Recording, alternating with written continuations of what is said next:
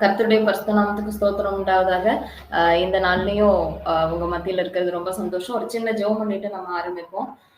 அன்பின் பரலோக பிதாவே, இந்த அருமையான நாளுக்காக உம்மை நன்றியோடு துதிக்கின்றோம். இந்த வேளையில கர்த்தாவே, ஒரு சின்ன கூட்டமாக நாங்கள் உமது பாதத்துல வந்திருக்கின்றோம். தகப்பனே, இந்த வேளையில கர்த்தாவே, நீங்க எங்க கூட பேசுங்க ராஜா. ஆண்டவரே, நீங்க என்ன பேசணும்னு விரும்புறீங்களோ ஆண்டவரே நீங்க பேசுங்க ராஜா. ஆண்டவரே, எங்கள் இருதயம் உடைய வார்த்தையினால் நிறையட்டும்.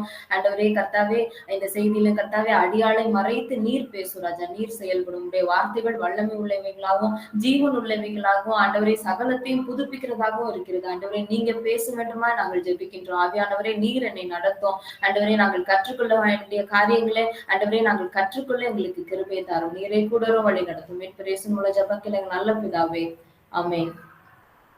சோ இந்த நாள்ல உங்க மத்தியில இருக்கிறது ரொம்ப சந்தோஷம். இந்த நாளிலையும் நம்ம வந்து ஒரு சின்ன காரியத்தை நம்ம வந்து யாத்ராம புத்தகத்துல இருந்து பார்ப்போம். யாத்ராகமம் 25வது அதிகாரம் எடுத்துக்கோங்க. நீங்க முடிஞ்சா நீங்க நோட்ஸ் கூட எடுத்துக்கோங்க. ஹேமாக்கா கேக்குதுல்ல நான் பேசுறது? கேக்குதுக்கா, கேக்குது. யாத்ராமம் 25வது அதிகாரம் எடுத்துக்கோங்க. சோ இந்த யாத்ராமம் 25வது அதிகாரத்துல பார்த்தோம் அப்படின்னா மோசேக்கு தேவன் சில காரியங்களை கற்பிக்கிறார். ஆசரிப்பு கூடாரம் கட்ட வேண்டியதா இருக்கு. அந்த ஆசரிப்பு கூடாரத்துல எப்படி வந்து மகா பரிசுத்த ஸ்தலத்துல எல்லாமே இருக்கு. பரிசுத்த ஸ்தலம், வெளிப்பிரகாரம், மகா பரிசுத்த ஸ்தலம் இருக்கு.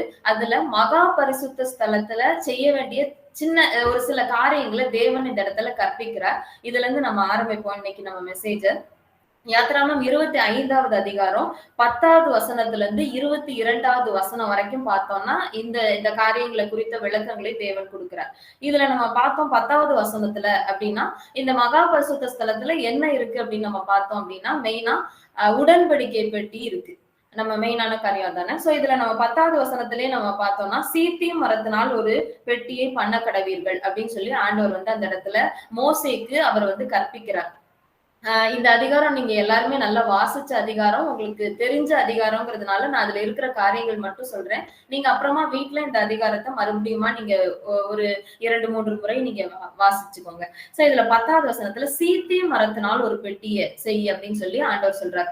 சோ ஒரு உடன்படிக்கை பெட்டி சீத்திம் மரத்தினால் செய்யப்பட்டது அப்படின்னு நம்ம பார்க்கணும். இந்த சீத்திம் மரம் அப்படிங்கறத குறித்து நம்ம பார்த்தோம் அப்படின்னா சீனாய் மலையில வந்து அதிகமாக இந்த மரம் காணப்பட்டதாக சொல்லப்படுகிறது. நமக்கு தெரியும் இந்த சீனாய் மலை வந்து ரொம்ப ஒரு வனாந்திரமான ஒரு பகுதி, ஒரு டெசர்ட் ஏரியா. அங்க வந்து ரொம்ப தண்ணி கிடையாது. அது ரொம்ப வறட்சியான ஒரு நிலம். அந்த நிலத்துல இந்த சீத்திம் மரம் வந்து வளரக்கூடிய ஒரு மரம். அந்த மரத்தை எடுத்துதான் வந்து உடன்படிக்கை பெட்டி பண்ணு அப்படின்னு சொல்லி மோசேக்கு தேவன் வந்து கற்பிக்கிறார்.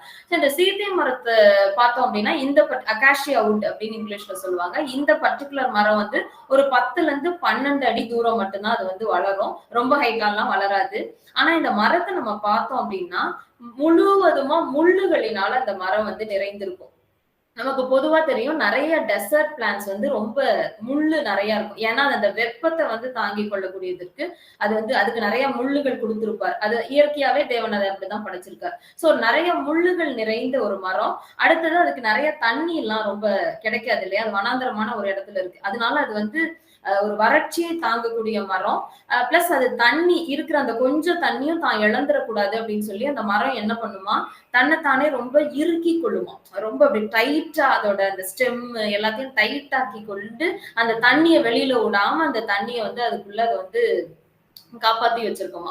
சோ இந்த தண்ணி அது வந்து அது இருக்குது இல்ல. சோ அதனால அந்த உட்டு வந்து ரொம்ப இறுக்கப்பட்டு அது வந்து அவ்வளவு ஒரு ஸ்ட்ராங்கான மரமா இருக்குமா. சீத்தி மரத்தோட சிறப்பே தான். அது வந்து எப்படி ஸ்ட்ராங்கான மரம்னா அது நேச்சர்ல அந்த தண்ணி நம்ம விட்டு வெளியில போயிடக்கூடாது அப்படிங்கிற அந்த இறுக்கி இறுக்கி இறுக்கி அந்த மரம் வந்து ஒரு பயங்கர ஒரு ஸ்ட்ராங்கான மரமா அது வந்து வளர்ந்துரும் அப்படின்னு சொல்லி சொல்லப்படுது. சோ இந்த சீத்தியம் மரத்தினால செய்யப்பட்ட சில பொருட்களை அவங்க ஆராய்ச்சியாளர்கள் இப்ப ஆராய்ஞ்சு பார்க்கும்போது ஒரு 4000 வருஷம் ஆகி கூட சீத்தியம் மரத்தினால செய்யப்பட்ட பொருட்கள் எந்த சேதமும் அடையாம இருக்கு அப்படின்னு சொல்லி கண்டுபிடிச்சிருக்காங்க. இன்னும் எத்தனை வருஷம் அந்த பொருள் சேதம் ஆகாம இருக்கும் நமக்கு தெரியாது. இப்போதைக்கு அது செஞ்சு 4000 வருஷம் ஆயிருக்கு. பட் எந்த ஒரு சேதமும் அணுகல அப்படின்னு சொல்றாங்க. அதே மாதிரி இந்த சீத்தி மரத்துல நான் முள்ளு நிறைய இருக்கும்னு சொன்னேன்ல, அந்த முட்கள் சில நேரம் அடியில இருந்து அரை அடி அளவுக்கு அவ்வளவு பெருசா கூட அந்த முட்கள் வந்து வளரக்கூடிய தன்மை கொண்டது அப்படின்னு சொல்றாங்க. அதே மாதிரி இயேசு கிறிஸ்து தலையில ஒரு முள் கிரீடம் வைக்கப்பட்டுச்சு இல்லையா? சோ அந்த முள் கிரீடம் வந்து இந்த சீத்தி மரத்தினுடைய முள் அப்படின்னும் சொல்றாங்க. சோ இப்படிப்பட்ட அந்த ஒரு ஒரு பயங்கர ஒரு வலுவான, ஒரு இறுக்கமான, ஒரு ஸ்ட்ராங்கான ஒரு ஊட்டு மாதிரி இருக்கிற ஒரு சீத்தி மரத்தை தான் தேவன் தெரிந்து கொண்டு ஆசரிப்பு கூடார வேலைகள் எல்லாத்துலயுமே உபயோகப்படுத்துறார். சோ நம்ம பார்த்தோம் அப்படின்னா இந்த ஆசரிப்பு கூடாரத்துல வந்து வேற எந்த விதமான மரங்களுமே வந்து யூஸ் பண்ணப்படல. சாலமோன் கட்டின தேவாலயத்துல கூட அவர் கேதுரு மரம் யூஸ் பண்ணுவாரு. இந்த மாதிரி நிறைய யூஸ் பண்ணியிருப்பாரு. பட் ஆசரிப்பு கூடாரத்துல எல்லாத்துக்குமே அந்த வாசஸ்தலத்துல போடுற பலகை, தாழ்பாளு, தண்டுகள், அப்புறம் சமூக தப்பத்து மேஜை, இந்த மாதிரி பலிபீடம் உண்டு பண்ணும்போது இந்த மாதிரி எதுல எடுத்தாலுமே அது சீத்தி மரம் தான் இருக்கும். சோ அதுதான் இந்த சீத்தி மரத்தை குறித்ததான காரியங்கள். சோ இந்த சீத்தி மரத்தினால முதல்ல ஆண்டவர் என்ன சொல்றாரு அப்படின்னா ஒரு பெட்டியை உண்டு பண்ணேன்னு சொல்றாரு. நான் இதுல இருக்கிறத மட்டும் சொல்றேன். நீங்க அப்புறம் வாசிச்சுக்கோங்க. சோ இந்த பெட்டியினுடைய அளவுகள் கொடுக்கப்படுது. அது வந்து 2.5 முழ நீளம், அகலம் வந்து 1.5 முழம், உயரம் வந்து ஒரு 1.5 முழமா இருக்கணும். இதெல்லாம் சொல்றாரு. சோ இதுல இன்னொரு விஷயம் நம்ம பார்த்தோம்னா, இந்த சீத்தி மரம் வந்து பசும்பொன் தகட்டினால இத வந்து என்ன பண்ணுமா, உட்புறத்தையும் வெளிப்புறத்தையும் மூட சொல்றாரு. சோ அது வந்து சொல்றாரு. இந்த பசும்பொன் பொன் அப்படிங்கும் போதே அது வந்து நம்ம ஆவிக்குரிய ரீதியா அதை நம்ம புரிந்து கொள்ளணும் அப்படின்னா அது வந்து ஒரு பரிசுத்தத்தை குறிக்குது. ஒரு ஒரு பெட்டியை வந்து அவர் எப்படி பண்றாருன்னா உட்புறமும் வெளிப்புறமும் பசும்பொன் தகட்டால் மூடி செய்யப்படுது. சோ இந்த பெட்டியை வந்து செஞ்சு முடிச்சுட்டாங்க. இந்த பெட்டி பாக்குறதுக்கு எப்படி இருக்கும்னு நான் வந்து ஒரு ஒரு இமேஜ் உங்களுக்கு காமிக்கிறேன். நீங்க ஸ்கிரீன் பாருங்க. நீங்க ஸ்கிரீன் பாத்தீங்கன்னா ஒரு பெட்டி தெரியுதா? ஒரு இமேஜ் தெரியுது. இதுல வந்து ஒரு பெட்டி இருக்கா? இதுல பெட்டி மாதிரி இருக்கு இல்லையா? சோ இந்த பெட்டி மாதிரி இருக்கிறது தான் உடன்படிக்கை பெட்டி. சோ இதுதான் உடன்படிக்கை பெட்டி. இதுக்கப்புறம் நம்ம பார்த்தோம் அப்படின்னா 16வது வசனம் 25வது அதிகாரம் யாத்திராகமம் 16வது வசனத்துல பார்க்கும்போது நான் உனக்கு கொடுக்கும் சாட்சி பிரமாணத்தை அந்த பெட்டியிலே வைப்பாயாக அப்படின்னு சொல்லியிருக்கு. சோ இந்த உடன்படிக்கை பெட்டிக்குள்ள என்ன இருக்கு? சாட்சி பிரமாணத்தை ஆண்டவர் வைக்க சொல்றாரு. அது சாட்சி பிரமாணம்னா என்ன அப்படின்னா நம்ம இந்த 2 கற்பலகைகள் மோசேக்கு 10 கட்டளைகள் வச்சு ஆண்டவர் எழுதி கொடுத்திருப்பார்ல அந்த கற்பலகைகளை இதுல வைக்க சொல்றாங்க. சோ அடுத்ததான் நம்ம இதுல பார்த்தோம் அப்படின்னா இந்த அதிகாரத்தோட 17வது வசனம் நம்ம பார்த்தோம்னா பசும் பொன்னினாலே கிருபாசனத்தை பண்ணுவாயாக அப்படின்னு சொல்லப்படுது. சோ இந்த கிருபாசனம்னா என்னன்னா இந்த பெட்டிக்கு மேல என்னோட ஸ்கிரீன் உங்களுக்கு தெரியும்னு நினைக்கிறேன். என் கர்சர் தெரியுதா? நான் இந்த அசைக்கிறேன்ல. சோ இந்த மேல வந்து மேல ஒரு மூடி மாதிரி இருக்கு இல்லையா? இததான் வந்து கிருபாசனம்னு சொல்லுவாங்க. மர்சி சீட் அப்படின்னு சொல்லுவாங்க. சோ இது வந்து கிருபாசனம் செய்ய சொல்றாரு.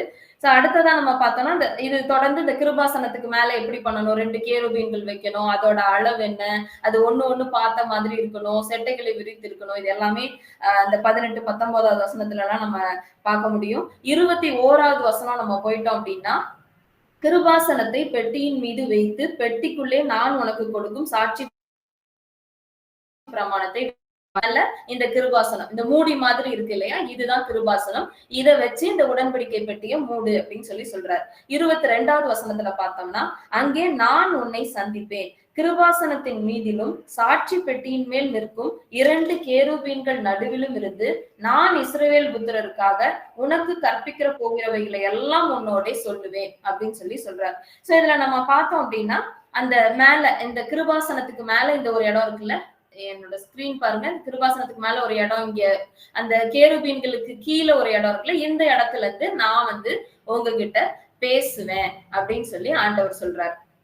சோ இது வந்து இஸ்ரவேல் ஜனங்களுக்கு ஆசரிப்பு கூடாரத்துல ஆண்டவர் வந்து ஒண்ணு வந்து சொல்லியிருக்காரு. சோ அந்த இடத்துல இருந்துதான் நான் வந்து பேசுவேன் அப்படின்னு சொல்றாரு. சோ இந்த உடன்படிக்கை பெட்டிக்குள்ள என்னெல்லாம் இருக்கு அப்படின்னு நம்ம பார்த்தாலும் இப்போதைக்கு அதுல வந்து சாட்சி பிரமாணம் அந்த 10 கட்டளைகள் கொண்ட 2 கற்பலகைகள் அதுல வந்து வைக்கிறதுக்கு ஆண்டவர் வந்து சொல்லியிருக்காரு. கரெக்டா? சரி.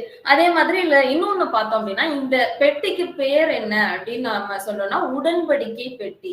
சோ அப்ப ஒரு உடன்படிக்கை அந்த இஸ்ரவேல் ஜனங்களோட தேவன் பண்ணியிருக்காரு. அதனால அந்த பெட்டியோட பேர் வந்து உடன்படிக்கை பெட்டின்னு நமக்கு வந்து கொடுக்கப்பட்டிருக்கு. கரெக்டா? சோ இந்த உடன்படிக்கை என்ன உடன்படிக்கை அப்படின்னு நம்ம வந்து முதல்ல பார்ப்போம். யாத்திராகமம் 19வது அதிகாரம் யாத்ராகமம் 19வது அதிகாரம் 5வது வசனம் 6வது வசனம். யாராவது ஒருத்தர் எடுத்தா கூட நீங்க வாசிங்க. யாத்ராகமம் 19:5. இப்பொழுது நீங்கள் என் வாக்கை உள்ளபடி கேட்டு என் உடன்படிக்கையை காத்து கைக்கொள்வீர்களானால் சகல ஜனங்களிலும் நீங்களே எனக்கு சொந்த சம்பத்தாய் இருப்பீர்கள். பூமி எல்லாம் என்னுடையது. நீங்கள் எனக்கு ஆசாரிய ராஜ்யமும் பரிசுத்த ஜாதியுமாய் இருப்பீர்கள் என்று நீ இஸ்ரவேல் புத்திரரோடு சொல்ல வேண்டிய வார்த்தைகள் என்றார். சரி, இதுல நம்ம பார்த்தோம்னா ஆண்டவர் வந்து என்ன சொல்றாரு அப்படின்னா, இஸ்ரவேல் ஜனங்களோடு மோசே மூலியமா ஒரு உடன்படிக்கை பண்றார். அது என்ன அப்படின்னு நம்ம பார்த்தோம். என்ன அப்படின்னா, மோசே மூலியமா இஸ்ரவேல் ஜனங்களுக்கு கொடுக்கப்பட்ட 10 கற்பனைகள். அந்த 10 கற்பனைகளை வச்சு நமக்கு பின்னாடி கொடுக்கப்படுற எல்லா நியாயப்பிரமாணம்.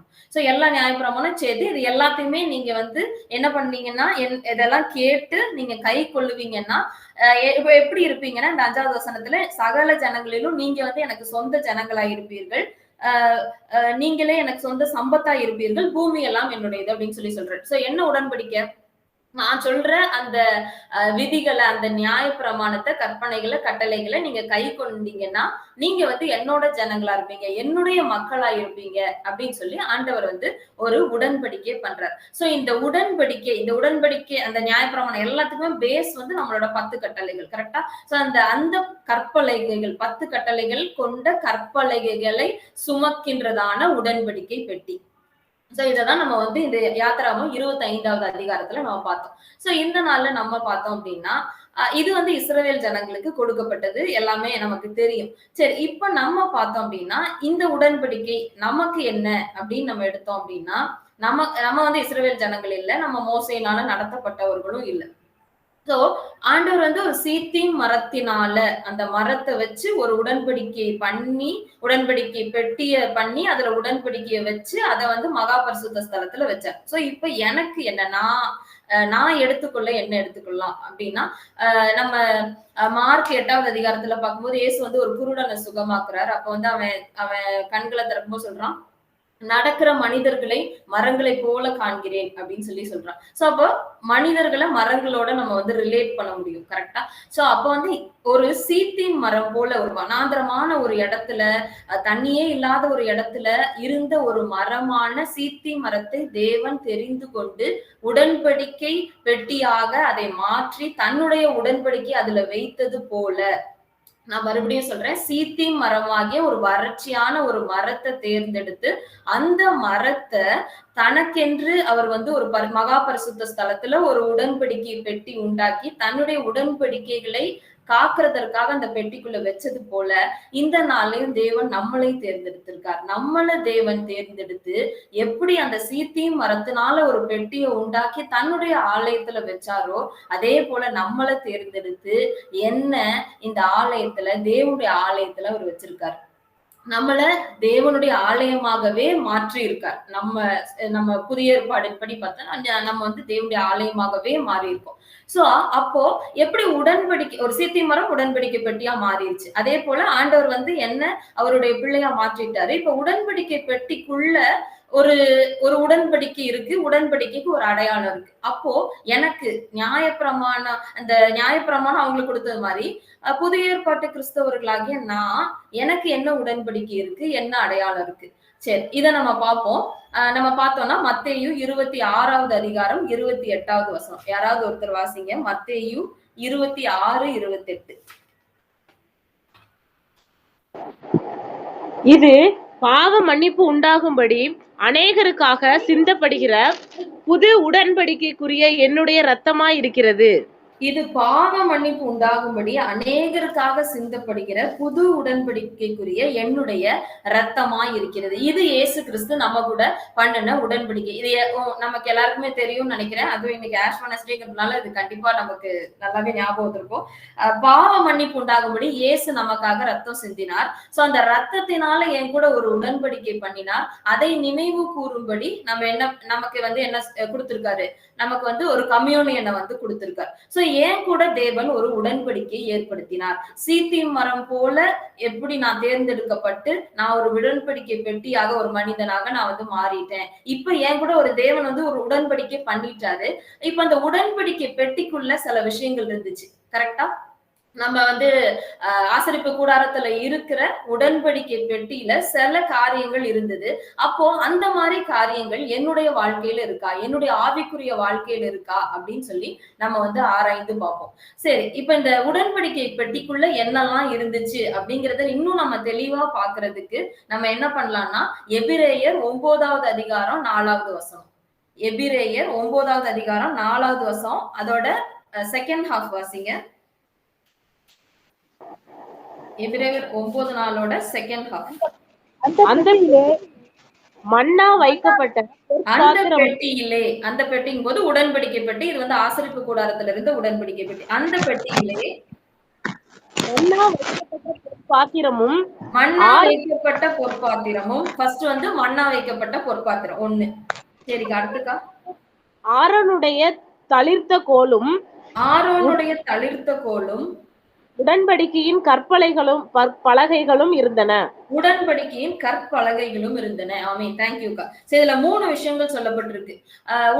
அதாவது நம்ம யாத்திராகமம் 25ல வாசிக்கும் போது கற்பலகைகள் மட்டும் இருந்துச்சு. அதுக்கப்புறம் ஆண்டவர் ஒவ்வொன்னா சேர்க்க சொல்றாரு. சோ மொத்தமா என்ன இருந்ததுங்கிறத இந்த 4வது வசனத்தை நம்ம பாக்குறோம். அந்த உடன்படிக்கை பெட்டியில 3 இருந்தது. ஒண்ணு வந்து மன்னா வைக்கப்பட்ட பொற்பாத்திரம், இன்னொன்னு என்ன இருந்துச்சு, ஆரோனுடைய தளிர்த்த கோல், இன்னொன்னு உடன்படிக்கையின் கற்பலகைகள். சோ இன்னைக்கு நான் இயேசு கிறிஸ்துவின் உடன்படிக்கையை பெற்றேன்னா எனக்குள்ளாக இந்த 3 விஷயங்களையும் நான் வச்சிருக்கேனா, இதை நம்ம இன்னைக்கு ஆராய்ந்து பார்ப்போம். சரி, இந்த 3 விஷயங்களை நம்ம எப்படி வச்சிருக்கோம் அப்படின்னு நம்ம பார்ப்போம். இதுல வந்து ஃபர்ஸ்ட் வந்து கற்பலகைகள், அதுதான் நம்ம முதல்ல ஆண்டவர் வந்து வச்சாரு, அது முக்கியமான காரியம். சோ நான் வந்து இதை வந்து எப்படி வச்சிருக்கேன், வாசிங்க. எரேமியா 31ஆம் அதிகாரம். எரேமியா 31ஆம் அதிகாரம். இது எரேமியா 31ஆம் அதிகாரத்துல 31வது வசனம். இனி அதாவது அப்ப வந்து இஸ்ரவேல் ஜனங்களுக்கு தீர்க்க தரிசனமாக நம்முடைய புதிய உடன்படிக்கை சொல்லப்பட்டுச்சு. சோ அததான் எரேமியா வந்து தீர்க்க தரிசனமாக எழுதி வச்சிருக்காரு 31வது அதிகாரம் 31வது வசனத்துல. யாராவது ஒருத்தர் வாசிங்க. இதோ நாட்கள் வரும் என்று கர்த்தர் சொல்லுகிறார். இதோ நாட்கள் வரும் என்று கர்த்தர் சொல்லுகிறார். அப்பொழுது இஸ்ரவேல் குடும்பத்தோடும் யூதா குடும்பத்தோடும் புது உடன்படிக்கை பண்ணுவேன். புது உடன்படிக்கையை பண்ணுவேன். நாமே இவர் என்னத்தை தீர்க்க தரிசனமா சொல்லியிருக்காரு, நம்ம கூட இப்ப பண்ணப்பட்டிருக்க புது உடன்படிக்கை. அதாவது நமக்கு பாவ மன்னிப்பு உண்டாகும்படி இயேசு கிறிஸ்து நம்மோட ஒரு உடன்படிக்கை பண்ணாருல, நம்ம மத்தேயு 26-28 வாசிச்சோம்ல, அந்த உடன்படிக்கை தான் இங்க தீர்க்க தரிசனமாக சொல்லப்பட்டிருக்கு. சோ இப்ப 33வது அதிகாரத்தை வாசிங்க, அதோட செகண்ட் ஹாஃப் வாசிங்க. சாரி, 33வது வசனத்தோட செகண்ட் ஹாஃப். நான் என் நியாய பிரமாணத்தை அவர்கள் உள்ளத்திலே வைத்து அதை அவர்கள் இருதயத்திலே எழுதி நான் அவர்கள் தேவனாய் இருப்பேன்,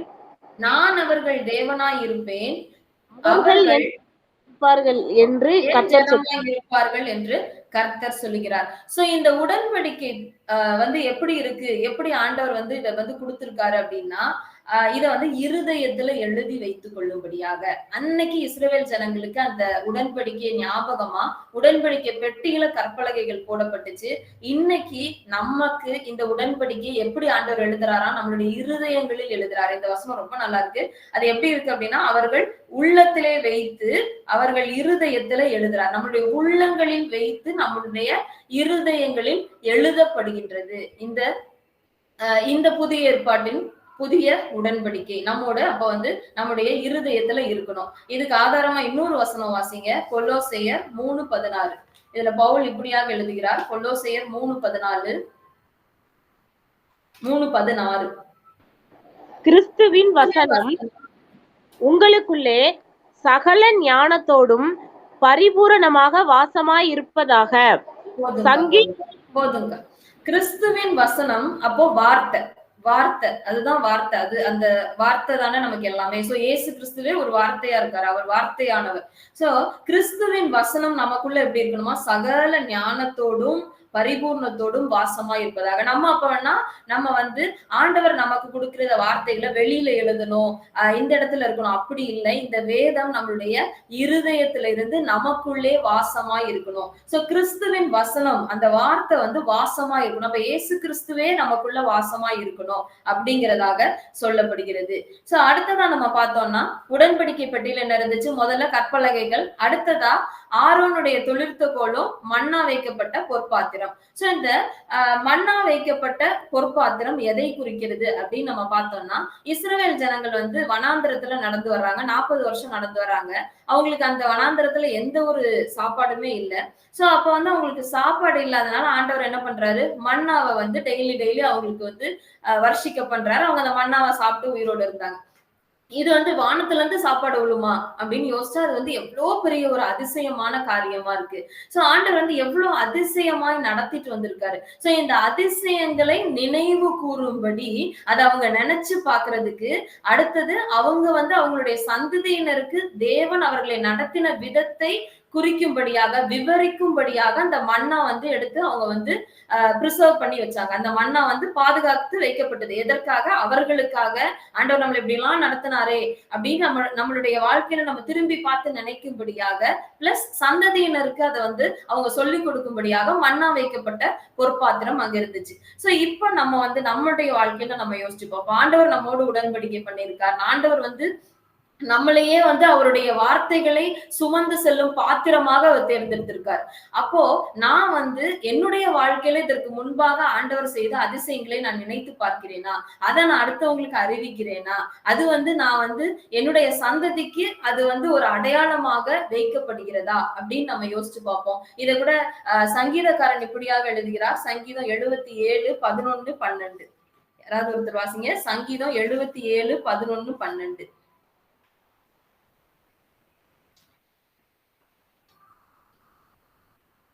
கர்த்தருடைய செயல்களை நினைவு கூறுவேன், உம்முடைய பூர்வ காலத்து அதிசயங்களை நினைவு கூறுவேன், உம்முடைய கிரியைகள் எல்லாம் தியானித்து உம்முடைய செயல்களை யோசிப்பேன் என்றேன். சோ அப்ப சங்கீதக்காரன் இப்படியா சொல்றாரு. அவர் வந்து எவ்வளவு பாடுகள் வழியா போனாரு, ஆண்டவருடைய நடத்துதலையும் பார்த்தாரு. ஆனா அவர் வந்து என்ன சொல்றாரு அப்படின்னா, கர்த்தருடைய செயல்களை நான் நினைச்சு பார்ப்பேன், அவருடைய அதிசயங்களை நான் நினைவு கூறுவேன், அவருடைய கிரியைகளை நான் தியானிப்பேன் அப்படின்னு சொல்றாரு. சோ அப்ப இந்த நாள்ல நம்ம யோசிப்போம், நம்ம இப்படி இருக்கோமா, அவருடைய அதிசயங்களை நம்ம நினைச்சு பாக்குறோமா, அவருடைய அதிசயங்களை நம்ம நினைவு கூறுகின்றோமா, கிரியைகளை தியானிக்கிறோமா? அப்படி இல்லை அப்படின்னா நம்ம தியானிக்க ஆண்டவர் இன்றைக்கு நம்மளை அழைக்கின்றார். அதே போல சங்கீதம் 105, 6. 105, 6.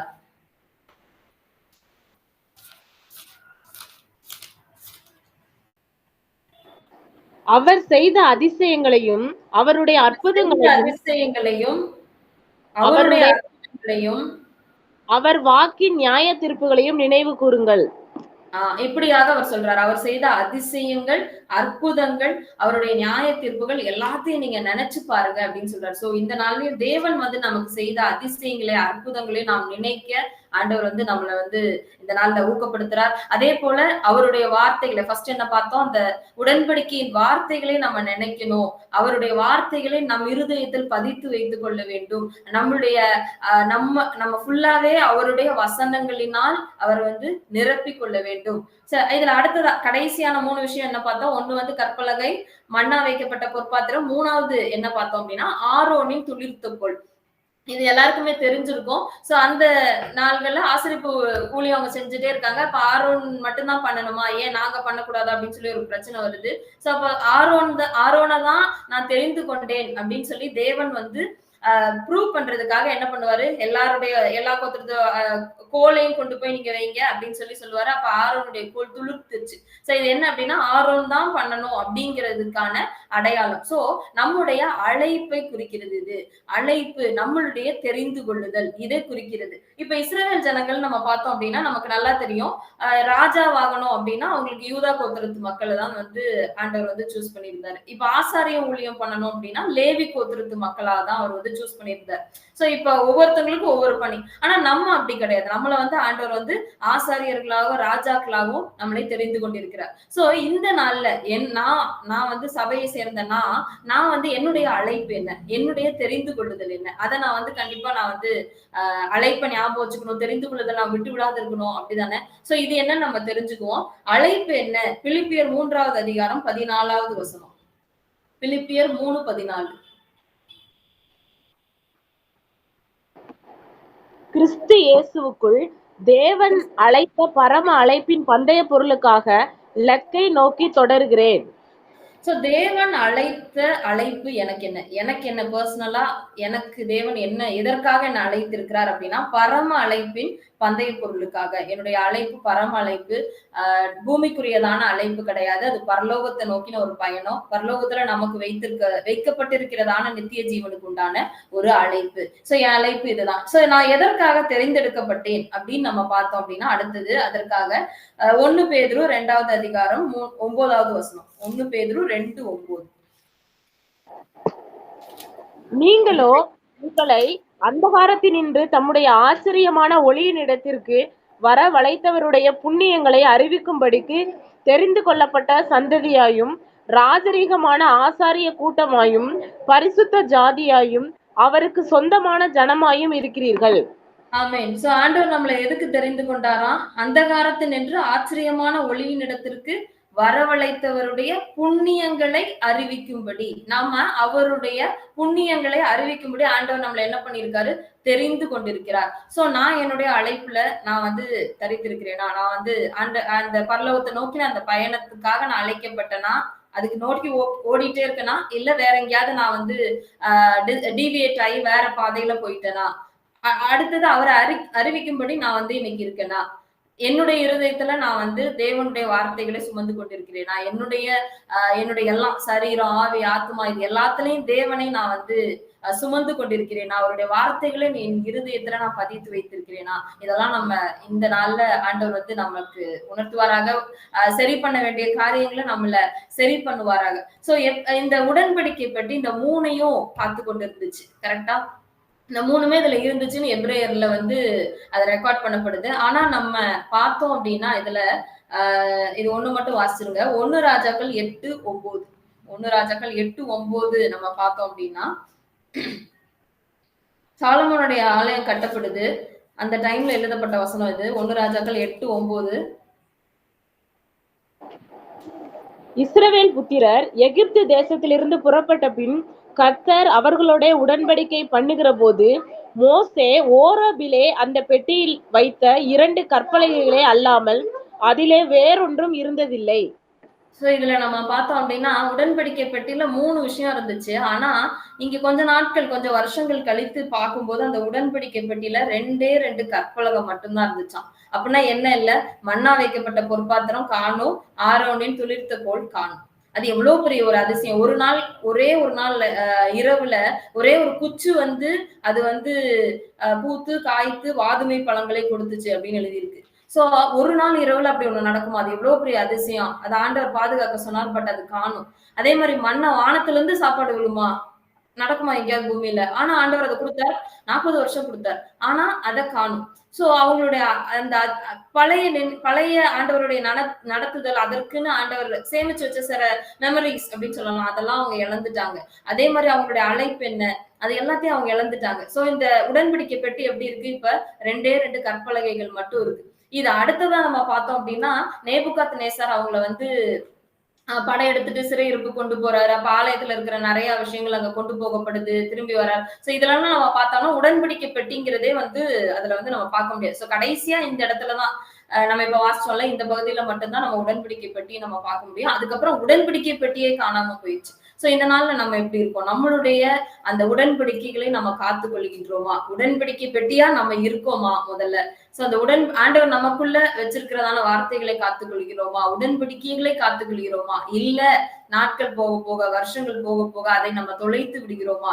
கடைசியில ஆண்டவர்கிட்ட இருந்து நம்மளே தொலைஞ்சு போயிடுறோமா? அப்படி இருக்கமா? இல்ல நம்ம ஒரு வனாந்திரத்துல காஞ்சு போய் ஒரு முள்ளு மரமா இருந்த சீத்தி மரமாகிய நான் ஒண்ணுமே உதவியே இல்லாம ஒரு வறட்சியா ஆண்டவரின் உடைய ஒரு ஆவிக்குரிய எந்த ஒரு விஷயமே இல்லாம ஒரு வறண்டு உபயோகமற்ற முள் மரமாகிய சீத்தி மரமாகிய நான் உடன்படிக்கை பெட்டியா மாறியிருக்கேன். அதை நினைவு கூர்ந்து நான் ஆண்டவரோட இணைஞ்சு அவர் கொடுத்தது எல்லாத்தையும் நான் காத்து கொண்டு போயிட்டே இருக்கேனா அப்படிங்கிறத நம்ம இந்த நாள்ல யோசிப்போம். ஆண்டவர் அதற்கு நமக்கு என்ன சொல்ல, அதெல்லாம் காத்துக்கொள்ள தேவன் நமக்கு பலன் கொடுப்பார். தேவன் தாமே நடத்துவார். நம்ம அப்படியே ஜெபம் பண்ணி முடிப்போம்.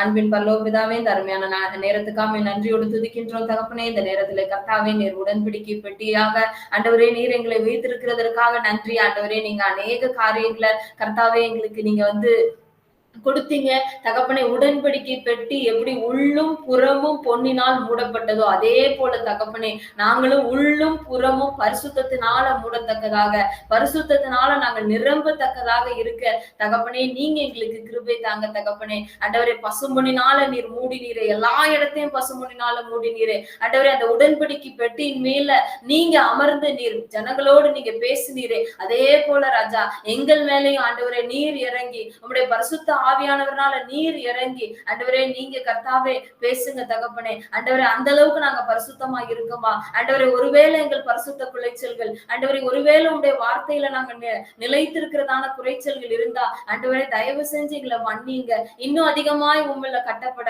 இன்னும் அதிகமாய் நாங்கள் வளர ஆண்டவரே நீங்கள் கிருபை தாங்கப்பா. உண்மை விட்டு விலகாது இருக்க ஆண்டவரே, நாங்க எந்த பாதையில நாங்க தொலைஞ்சு போயிடாதபடி, எங்களுக்கு என்று நீங்க கொடுத்ததை நாங்க தொலைச்சிடாதபடி ஆண்டவரே, நாங்க எங்களுக்கு என்று கொடுத்ததை நாங்க பத்திரமாய் காத்துக்கொள்ள எங்களுக்கு கிருபை தாங்க தகப்பனே. நீர் எங்களோடு கூட வழி நடத்தும். மீட்பர் இயேசு மூலம் ஜெபம் கேளுங்க நல்ல பிதாவே, ஆமென். ஆமென். நல்ல ஒரு